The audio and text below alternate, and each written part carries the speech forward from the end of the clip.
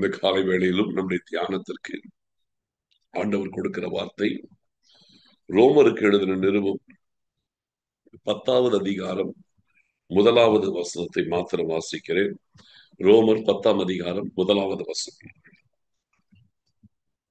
சகோதரரே, இஸ்ரவேலர் ரட்சிக்கப்பட வேண்டும் என்பதே என் இருதயத்தின் விண்ணப்பமும் நான் தேவனை நோக்கி செய்யும் விண்ணப்பமுமாய் இருக்கிறது.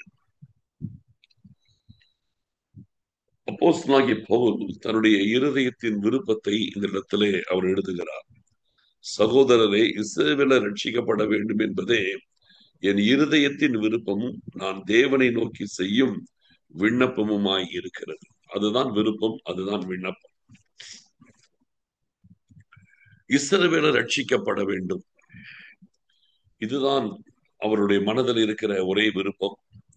இதுதான் அவர் செய்கின்ற ஒரே ஜெபம், தேவனை நோக்கி செய்யும் விண்ணப்பமுமாய் இருக்கிறது.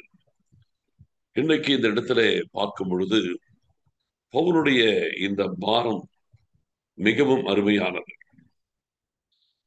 பவுல் பென்யமீன் கோத்திரத்தை சேர்ந்தவர், இஸ்ரவேல் வம்சத்தார், எபிரேயரில் பிறந்த எபிரேயர், நியாயப்பிரமாணத்தின்படி பரிசேயர், பக்தி வைராக்கியத்தின்படி சபையை துன்பப்படுத்தினவர். இப்படி சொல்லிக்கொண்டே போகலாம். 8ஆம் நாளிலே விருத்த சேதனம் பெற்றவர். இப்படி ஒரு பக்தி மார்க்கமுள்ள ஒரு குடும்பத்திலே பிறந்து வளர்க்கப்பட்டு மார்க்க பக்தியோடு வளர்ந்த ஒரு மனுஷன். இப்பொழுது கர்த்தர் அவரை சந்தித்து அவரை ஊழியத்திலே எழுப்புகிறார். ஊழியத்திலே வரும்பொழுது அவருக்கு இருந்த எதிர்ப்பு எங்கிருந்து வருகிறது என்றால், அவர் எந்த மார்க்கத்திலே பக்தியாய் இருந்தாரோ அங்கே இருந்தே வருகிறது. இயேசு கிறிஸ்து தமக்கு சொந்தமானதிலே வந்தார். அவருக்கு சொந்தமானவரோடு அவரை ஏற்றுக்கொள்ளவில்லை. அவரை சிலுவையில் அறைந்தார்கள். ஆனால் அவரை சிலுவையில் அறைந்ததோடு காரியம் முடிவடையல. இயேசு கிறிஸ்துவை சிலுவையில் அறைந்து விட்டு காரியம் முடிஞ்சிருச்சு, நம்ம ஓய்ந்து போகல. அதன் பிறகு இயேசு கிறிஸ்துவை யாரெல்லாம் அறிவிக்கிறார்களோ அவர்களை இந்த யூதர்கள் கடுமையாய் பகைத்தார்கள், எதிர்த்தார்கள். அவங்களை கொலை செய்வதற்கும் அவர்கள் தேடிட்டே இருந்தாங்க. அந்த வரிசையிலே பவுல் முதல் இடத்துல இருக்கிறார். பவுலுடைய வாழ்க்கை நீங்க கவனிச்சு பார்த்தீங்கன்னா, பல இடங்களில் அவருடைய வாழ்க்கையை முடிக்க அவரை கொலை செய்ய இந்த யூதர்கள் துரத்திட்டே வந்தாங்க. சிலர் பவுலை கொல்லாமல் நாங்கள் விடுவதில்லை, நாங்கள் புசிப்பதும் இல்லை, குடிப்பதும் இல்லை என்று சொல்லி சாப்பிடாமல் எல்லாம் கூட வைராக்கியமா இருந்தாங்க. இந்த பவுலை கொல்ற வரைக்கும் நாங்க சாப்பிடுறதில்லைன்னு வெறித்தனமா இருந்தாங்க. அப்படிப்பட்ட நேரங்களிலே பவுல் கூடை வழியாய் இறக்கி விடப்பட்டு, நகரத்துல வெளியே இறக்கி விடப்பட்டு அவர் உயிர் தப்பின சம்பவங்கள்லாம் இருக்கிறது. ரொம்ப நிறைய காரியங்கள், எப்படியெல்லாம் அவரை கொல்ல வேண்டும் என்று அவங்க நேரமும் சமயத்தையும் தேடிட்டு இருந்தாங்க. இதை செஞ்சவங்க எல்லாருமே யூதர்கள், வேற யாரும் கிடையாது, புறஜாதிகளே கிடையாது. அப்ப இந்த யூதர்கள் இப்படி கடினமா இருக்கும் பொழுது அவருடைய இருதயம், ஏன் இந்த யூதர்கள் இப்படி இயேசு கிறிஸ்துவை பகைக்கிறார்கள் என்று சொல்லி, அவர்கள் ரட்சிக்கப்பட வேண்டும் என்பதே அவருடைய விருப்பமாய் இருந்தது, தேவனை நோக்கி செய்யும் விண்ணப்பமாய் இருந்தது. அதற்கு முன்னால் 9ஆம் அதிகாரத்துல பாத்தீங்கன்னா முதல் 3 வசனத்துல இதை சார்ந்தே இருக்கும். அங்க பாத்தீங்கன்னா சொல்லுவார், எனக்கு சகோதரரை, எனக்கு மிகுந்த துக்கமும் இடைவிடாத மன வேதனையுமாய் இருக்கிறது. மாம்சத்தின்படி என் இனத்தானாகிய இஸ்ரவேலருக்காக நானே கிறிஸ்துவை விட்டு சபிக்கப்பட்டவனாக வேண்டும் என்று விரும்புவேனே என்று 9ஆம் அதிகாரத்துல ரோமர்ல முதல் 3 வசனத்துல அங்க அப்படி சொல்லுவார். அப்போ அவருடைய இருதயம் மிகுந்த துக்கம், இடைவிடாத மனவேதனை. எதுக்காக? மாம்சத்தின்படி என் இனத்தாராகி இஸ்ரவேலர் இப்படி இருக்கிறாங்களே, அந்த துக்கம் அவரை அழுத்திட்டே இருந்துச்சு. மற்றவங்களை பார்த்து சந்தோஷமா இருங்கள், ஆனா அவருடைய இருதயத்துல ஒரு ஆழமான துக்கம். இது லௌகீக துக்கம் அல்ல, இது ஆவிக்கேற்ற துக்கம், ஆத்துமாக்களை குறித்த ஒரு துக்கம். இந்த ஜனங்கள் ரட்சிக்கப்படவில்லையே என்கிற ஒரு துக்கம். இந்த துக்கம் தேவனுடைய பார்வையில் தவறானதல்ல. ஆத்துமாக்கள் ரட்சிக்கப்படவில்லையே, யூத ஜனங்கள் இன்னும் ஆண்டவரை அறியாமல் இருக்கிறார்களே என்ற துக்கம் அவரை அழுத்திட்டே இருந்துச்சு. அந்த அழுத்தம், அந்த வேதனை, அந்த துக்கம் நாளடைவிலே அது ஜெபமாக மாறிவிடுகிறது. கன்வெர்ட் ஆகுது. ஃபர்ஸ்ட் அது துக்கமா இருக்குது. ஏன் இந்த ஜனங்க இப்படி இருக்கிறாங்கன்னு நினைக்கும் போது துக்கமா இருக்கு. கடைசியில அது நாளடைவிலே அது ஜெபமாய் மாறுது. ஜெபிக்கிறார். நான் அதுவே என்னுடைய விருப்பங்கிறார். நான் தேவனை நோக்கி செய்யும் விண்ணப்பமுமாய் இருக்கிறதுங்கிறார். இன்றைக்கு நம்முடைய வாழ்க்கையிலே ஆண்டவர் இதைத்தான் நம்மிடத்தில் எதிர்பார்க்கிறார். நாம் நம் தேசத்து ஜனங்களுக்காக அவர்கள் மனம் திரும்ப வேண்டும் என்பதே நம்முடைய விண்ணப்பமாய் இருக்க வேண்டும் என்று கர்த்தர் விரும்புகிறார். இதற்காகவே நம்ம பிரயாசப்படணும். இதற்காகவே நம்ம விண்ணப்பங்களை ஏறெடுக்கணும். ஜனங்கள் ரட்சிக்கப்பட வேண்டும். ஜனங்கள் ரட்சிக்கப்பட வேண்டும். ஜனங்களுடைய மனக்கண்கள் திறக்கப்பட வேண்டும். ஜனங்களுடைய இருதயம் திறக்கப்பட வேண்டும். ஆண்டவரை விசுவாசிக்கிற ஒரு இருதயம் அவர்களுக்கு வர வேண்டும். இதற்காக நம்ம கண்டிப்பா ஜெபிக்கணும். ஆண்டவர் நம் தேசத்து ஜனங்களுக்காக ஜெபிக்க நம்மளதான் வச்சிருக்கிறார். பவுல் பாருங்க, தன் இனத்து ஜனங்கள் இல்லையா, இஸ்ரவேல் ஜனங்களுடைய ரட்சிப்புக்காக அவருடைய உள்ளத்துல பாரம் இருந்தது. அதே போல நம்முடைய தேசத்தின் ஜனங்கள், உலகத்திலே அதிக ஜனத்தொகை கொண்ட தேசம் இந்திய தேசம். இந்த தேசத்திலே கொடிய விக்கிரக ஆராதனைகளும் பாவங்களும் பெருகி இருக்கிற ஒரு தேசம். சகல விதமான பாரம்பரியங்களிலே மூடத்தனத்திலே ஜனங்கள் மூழ்கி போயிருக்கிற ஒரு தேசம். இந்த தேசத்திலே ஜனங்களுடைய மனக்கண்கள் எல்லாம் பெரிதளவிலே குருடாக்கப்பட்டிருக்கிற தேசம். ஜனங்கள் யார் தெய்வம் என்பதை கண்டுகொள்ள முடியாதபடி மனக்கண்கள் மூடப்பட்ட நிலைமையிலே தவறான காரியத்தை விருப்பத்தோடு பின்பற்றுகிற ஜனங்கள் ஏராளம் பேர் இருக்கிறார். அப்படி இருக்கும் பொழுது இந்த ஜனங்களுடைய ரட்சிப்புக்காக, மனம் திரும்புவதற்காக நாம தான் ஜெபிக்கிறோம். இதுவே என்னுடைய விருப்பமும் நான் தேவனை நோக்கி செய்யும் விண்ணப்பமுமாய் இருக்கிறது. அப்போ இதுதான் நம்முடைய விருப்பமாகவும் இருக்கணும், விண்ணப்பமாயும் இருக்கணுங்கிற நம்முடைய வாழ்க்கையில இதைத்தான் நம்ம இந்த நாட்களிலே செய்யணும். ஜெபிக்கணும், ஜெபிக்கணும். ஆத்துமாக்கள் ரட்சிக்கப்படும்படி ஜெபிக்கணும். நம் தேசத்து ஜனங்களுடைய ரட்சிப்புக்காக நம்ம ஜெபிக்கணும். ஆண்டவரே உங்களுடைய ரட்சியம் என்று சொல்லி ஒவ்வொரு நாளிலும் நம்ம ஜெபிக்கணும். இந்த வகையான ஜெபத்தை நம்ம செய்வோமானால் நம்முடைய கவனம் வேறு எதுலையுமே போகாது. நம்முடைய நோக்கம் எல்லாம் ஆண்டவருக்கு நேராய் ஆத்துமாக்களை கொண்டு வர வேண்டும் என்பதிலே நாம் கவனமா இருக்கணும். எதுக்கோ ஜெபித்துக் கொண்டிருக்கிற நிலைமை இருக்கக்கூடாது. ஆத்துமாக்களுக்காக ஜெபிக்கணும். பைபிள் முழுவதும் பாத்தீங்கன்னா ஆண்டவர் நமக்கு ஜெபிக்க சொல்லிக் கொடுக்கிறதே ஆத்துமாக்களுக்காகத்தான். அறுவடை மிகுதி, வேலையாட்களும் கொஞ்சம். அறுப்புக்கு எஜமான் தம்முடைய அறுப்புக்கு வேலையாட்களை அனுப்பும்படி அவரை வேண்டிக் கொள்ளுங்கள். ஆத்துமாக்களுக்காக தான் இயேசு கிறிஸ்து இங்கே ஜெபிக்க சொல்றார். சகரியா 10:1 பாத்தீங்கன்னா, பின்மாரி கால மழைக்காக கர்த்தரிடத்துல வேண்டிக் கொள்ளுங்கள். பின்மாரி கால மழை, ஒரு எழுப்புதல். அதன் மூலமாய் நடக்க போகிறது என்ன? ஆத்தும அறுவடை.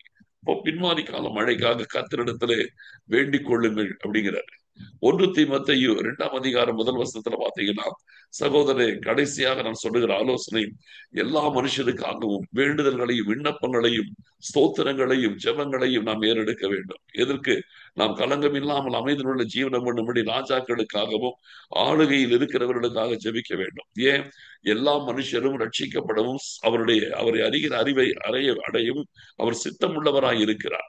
அப்போ எல்லா மனுஷரும் ரட்சிக்கப்படவும் சத்தியத்தை அறிகிற அறிவை அடைவதற்காக நம்ம ஜெபிக்கணுங்கிறார். அப்ப பைபிள்ல நமக்கு ஆண்டவர் கொடுக்கிற ஜெப குறிப்பு என்னன்னு பாத்தீங்கன்னா, ஒரே காரியம், ஆத்துமாக்களுக்காகத்தான். பைபிளை நீங்க எங்க திரும்பினாலும் ஆண்டவரிடத்திலிருந்து ஒரு ஜெப குறிப்பு வருதுனாவே அது ஆத்துமாக்களை குறித்து மட்டும்தான் இருக்கும். வேற எதுலையுமே கிடையாது.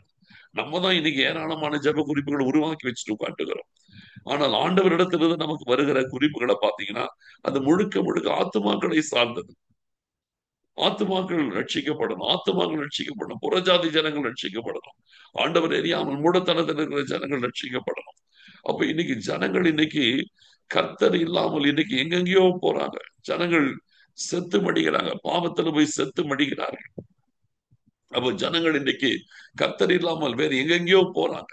ஏதோ காரியத்தை தெய்வம் என்று தேடி போறாங்க இல்லையா? போலி சாமியார்களை நாடி ஓடி போறாங்க. அவங்களுக்கு பின்னால் லட்சக்கணக்கான ஜனங்கள் ஓடி போறாங்க. சினிமா நடிகர்களை பார்க்க ஜனங்க ஓடி போறாங்க. அதுல போய் செத்து போறாங்க. இதெல்லாம் இன்னைக்கு நடக்குது. எவ்வளவு ஒரு மோசமான ஒரு நிலைமைக்குள் இன்னைக்கு ஜனங்களுடைய வாழ்க்கை இருந்து கொண்டிருக்கிறது இல்லையா? அப்ப இந்த நாட்களிலே நம்முடைய நோக்கம் எல்லாம் ஆத்துமாக்கள் ரட்சிக்கப்பட வேண்டும் என்பதே நம்முடைய விருப்பமும் நாம் தேவனை நோக்கி செய்யும் விண்ணப்பமுமாய் இருக்க வேண்டும். ஜெபிக்கணும், அதுக்காக ஜெபிக்கணும். நீங்கள் அதை ஸ்டார்ட் பண்ணுங்க. ஆத்துமாக்களுக்காக ஜெபிக்கிறத ஸ்டார்ட் பண்ணுங்க. எந்த இடத்தில் கூடி வந்தாலும் ஆத்துமாக்கள் ரட்சிக்கப்பட வேண்டும் என்கிற விண்ணப்பமே நம்முடைய வாழ்க்கையிலே மேலோங்கி நிற்க வேண்டும். வேற எந்த காரியத்தையும் போட்டு குழப்பிக் கொண்டில்லாமல் ஆத்துமாக்கள் ரட்சிக்கப்பட வேண்டும் என்பதே நம்முடைய பாரமாக, விண்ணப்பமாக, ஜெபமாக எப்பொழுதும் ஆண்டவருடைய சமூகத்திலே காணப்பட வேண்டும் என்று கர்த்தர் விரும்புகிறார். அதனால் இந்த நாட்களிலே நம்முடைய ஜெபத்தை கர்த்தர் விரும்புகிறார். நம்முடைய ஜெபம் அந்த ஆத்துமாக்களை சார்ந்ததாக இருக்க வேண்டும் என்று விரும்புகிறார். ஆத்துமாக்களுக்காக நாம் உண்மையிலே கரிசனை கொள்ள வேண்டும். அதுவே நம்முடைய விருப்பமாய் இருக்க வேண்டும். தேவனை நோக்கி செய்ய வேண்டுதலாய் இருக்க வேண்டும். கர்த்தர் இந்த நாட்களிலே நாம் ஜெபிப்பதை வைத்துதான் கர்த்தர் காரியங்களை செய்கிறார்.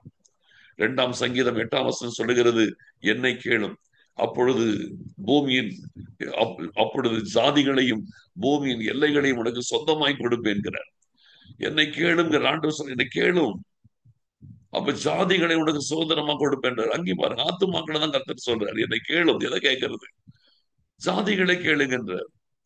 நம்முடைய தேசத்துல எத்தனை விதமான ஜாதி ஜனங்கள் இருக்கிறார். அந்த ஜாதி ஜனங்களை கேளுங்க. இவங்க ரட்சிக்கப்பட மாட்டாங்க என்று யாரையுமே நம்ம ஒதுக்கி வைக்க முடியாது. இவங்கெல்லாம் மனம் திரும்ப மாட்டார்கள் என்று சொல்லி யாரையுமே நம்ம முத்திரை குத்த முடியாது. ஆண்டவர் சொல்ல, நீ கேளு, நீ கேட்டேன்னா நான் தரேங்கிற, என்னை கேளு, அப்பொழுது ஜாதிகளை உனக்கு சுதந்திரமாகவும் பூமியின் எல்லைகளை உனக்கு சொந்தமாகவும் கொடுப்பேன். அப்போ ஆண்டவர் என்னைக்குமே ஆத்துமாக்கள் ரட்சிக்கப்பட வேண்டும், ரட்சிக்கப்பட வேண்டும். இது பழைய ஏற்பாடு முதல் புதிய ஏற்பாடு வரையிலும் நிருபங்களிலும் எல்லா இடத்திலையுமே பார்த்தீங்கன்னா, ஆத்துமாக்களுக்காய் ஜெபியுங்கள், ஆத்துமாக்களுக்காய் ஜெபியுங்கள், ஆத்துமாக்களுக்காய் ஜெபியுங்கள், ஆத்துமாக்கள் ரட்சிக்கப்படுவதற்காய் ஜெபியுங்கள். இதுதான் திரும்ப திரும்ப திரும்ப திரும்ப வலியுறுத்தப்பட்டு கொண்டிருக்கிற காரியங்கள். இவ்வளவு காரியங்களை கர்த்தர் நமக்கு வலியுறுத்தும் பொழுது நாம் எவ்வளவாய் ஆத்துமாக்களுக்காக ஜெபிக்கிறவர்களாய் இருக்க வேண்டும். நாம் எந்த அளவுக்கு ஆத்துமாக்களுக்காக நம்ம வாரத்தோடு ஜெபிக்கிறோம். நம்மளை ஜெபிக்க வச்சுதான் ஆண்டவர் அவர் கிரியை செய்கிறார். ஜெபிக்காமல் கிரியைகள் நடக்காது. எந்த இடத்துல ஆழமான ஜெபம் உண்டோ அந்த இடத்துல ஆண்டவருடைய கிரியைகள் உண்டு. அதனால் இந்த நாட்களிலே நம்முடைய கவனத்தை ஆத்துமாக்களுக்காய் ஜெபிக்கிறதிலே முழுவதுமாய் செலுத்தி, அதிலேயே நம்முடைய நேரத்தையும் கவனத்தையும் செலுத்தி நாம் பாரத்தோடு ஜெபிப்போம்னா ஆண்டவர் நல்ல பலனை நம்முடைய கண்களுக்கு முன்பாய் நம்முடைய தேசத்திலே கர்த்தர் கொடுக்க வல்லவரா இருக்கிறார். இந்த கடைசி நாட்களில் அதற்காகவே நாம் தெரிந்து கொள்ளப்பட்டிருக்கிறோம். அதற்காகவே நாம் பிரித்தெடுக்கப்பட்டிருக்கிறோம். அதற்காகவே கர்த்தர் நம்மோடு கூட இருந்து நம்மை நடத்தி கொண்டிருக்கின்றார். நாம் செய்ய வேண்டியது ஆத்துமாக்களுக்காக ஜெபிக்க தொடங்க வேண்டியது. ஜெபிக்கணும் உண்மையான பாரத்தோடு. யாரோ ஒருத்தர் சொல்றாங்கிறதுக்கு அல்ல, நாமவே மனதார இந்த காரியத்திற்காய் பாரத்தோடு நம்ம ஜெபிக்கணும். நம்முடைய ஜெபம் நிச்சயமாகவே தேசத்திலே பெரிய காரியங்களை செய்யும். நம்முடைய ஜெபம் தேசத்திலே மிகப்பெரிய ஆத்தும அறுவடை கொண்டு வரும். நம்முடைய ஜெபம் தான் ஆண்டவர் கிரியை செய்வதற்கான ஒரு காரியமாய் இருக்கிறது. அதனால் இந்த நாட்களிலே ஜெபிப்போம், ஆத்துமாக்களுக்காக ஜெபிப்போம். நம்முடைய ஜெபத்தை கேட்கிறவர் நம்மோடு இருக்கிறார். பதிலளித்து திரளான ஜனங்களை நம்மை கொண்டு கர்த்தர் பிரித்தெடுக்க வல்லவராக இருக்கிறார். நாம ஜெபிக்கலாம். ஸ்தோத்திரம் ஆண்டவரே, எங்கள் மகா பரிசுத்தமுள்ள எங்கள் அருமையான பிதாவே, என் தேவனாகி கர்த்தர் இஸ்ரவேலை ரட்சிக்கப்பட வேண்டும் என்பதே என் இருதயத்தின் விருப்பமும் நாம் தேவனை நோக்கி செய்யும் வேண்டுதலுமாய் விருப்பமாய் இருக்கிறது என்று பவுல் சொன்னது போல, தகப்பனே, எங்கள் வாழ்க்கையில் நாங்கள் எங்கள் தேசத்து ஜனங்களுக்காக நாங்கள் ஜெபிக்கிற, இந்த தேசத்து ஜனங்கள் எல்லாம் ரட்சிக்கப்பட வேண்டும் என்று அப்பா நாங்கள் எங்கள் இருதயத்தின் விருப்பமும் தேவனை நோக்கி செய்யும் வேண்டுதலுமாய் விண்ணப்பமுமாய் இருக்க கடவுளப்பா. சோத்திரம் சோத்திரம் சோத்திரம் சோத்திரம். இப்படிப்பட்ட ஒரு பாரம் எங்களை தொடர்ந்து பிடித்துக் கொள்வதாக கனப்படுத்துங்க, ஆசீர்வதி. நம்முடைய நாமத்திற்கு மகிமையாய் கர்த்தர் நடத்துவதற்காக சோத்திரம். சோத்தரிக்கிறோம் சோத்தரிக்கிறோம் சோத்தரிக்கிறோம் சோத்திரம். துதிக நமக்கு யாவற்றையும் நாங்கள் உமக்கு செலுத்துகிறோம். இயேசு கிறிஸ்துவின் மூலம் ஜெபிக்கிறோம் நல்ல பிதாவே, ஆமென். என் ஆத்மாவே கர்த்தரை சோத்தரி, என் முழு உள்ளமே அவருடைய பரிசுத்த நாமத்தை சோத்தரி. என் ஆத்மாவே கர்த்தரை சோத்தரி, அவர் செய்த சகல உபகாரங்களை மறவாதே. ஆமென்.